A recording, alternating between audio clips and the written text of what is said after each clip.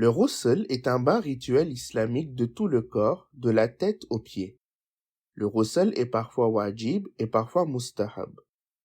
Les ghusl wajib comprennent ghusl de haïd, c'est-à-dire des menstruations pour les femmes, ghusl de l'écoulement de sang après un accouchement, ghusl de l'istihada, c'est-à-dire l'écoulement irrégulier du sang pour les femmes, ghusl pour avoir touché un cadavre, ghusl donné à un cadavre, ghusl de janaba, une personne devient en état de janaba après une relation intime ou un écoulement séminal.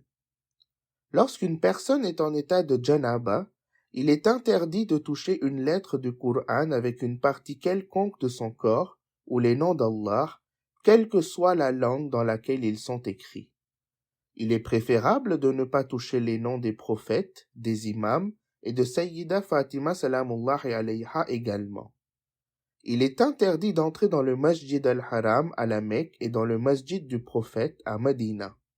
Rester dans d'autres mosquées ou même entrer dans une mosquée pour y prendre quelque chose est haram, mais il n'y a aucun problème si l'on traverse la mosquée en entrant par une porte et en sortant par une autre. Il est également interdit de réciter l'un des 4 versets de prosternation du Saint-Coran, 32-15, 41-38, 53-62, 96-19. Quant aux choses makrouh pendant l'état de janaba, il est makrouh de manger ou de boire à moins de se laver le visage, les mains et de se rincer la bouche.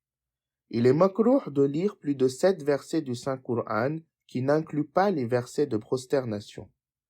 Toucher la couverture ou les pages blanches du Coran ou même garder le Coran avec soi est makrouh.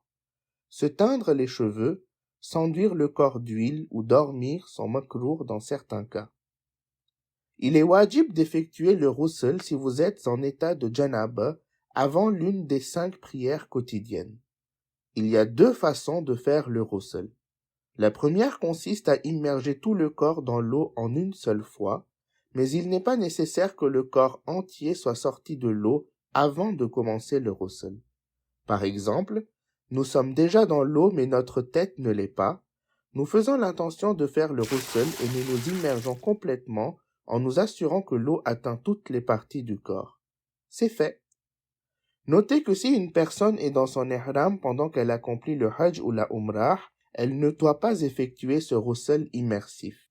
De plus, lorsqu'on jeûne et que l'on doit faire le ghusl, certains savants affirment que le jeûne sera rompu parce que l'on a immergé sa tête dans l'eau. Vous effectuez donc la deuxième manière de faire le ghusl. La deuxième façon d'effectuer le ghusl est la méthode séquentielle. Par exemple, si nous sommes sous la douche, nous disons d'abord l'intention de rechercher la proximité d'Allah. Ensuite, par précaution obligatoire, nous lavons toute la tête et le cou, mais se laver l'intérieur des oreilles et du nez et tout ce qui est considéré comme une partie intérieure du corps n'est pas wajib. Maintenant, vous lavez tout le côté droit de votre corps, puis tout le côté gauche. Notez que certains savants n'ont pas spécifié le côté droit avant le côté gauche. Par exemple, après avoir lavé la tête et le cou, il suffit de laver le reste du corps. Certaines des conditions de ghusl. L'eau doit être tahir, non mélangée, et vous devez avoir la permission de l'utiliser. S'il y a des obstacles, ils doivent être enlevés. Si un verset du Coran ou un nom d'Allah est écrit sur une partie du corps et que vous effectuez un ghusl séquentiel, vous devez faire en sorte que l'eau atteigne la zone de manière à ce que votre main ne touche pas l'écriture. Certains savants affirment qu'une fois que vous avez effectué le ghusl de janaba, vous pouvez effectuer la prière sans wudu. Vous pouvez même effectuer un ghusl avec plusieurs niyas. Par exemple, vous dites votre intention pour le ghusl de la janaba, le ghusl du vendredi, etc. et vous effectuez un seul ghusl pour tout ceci.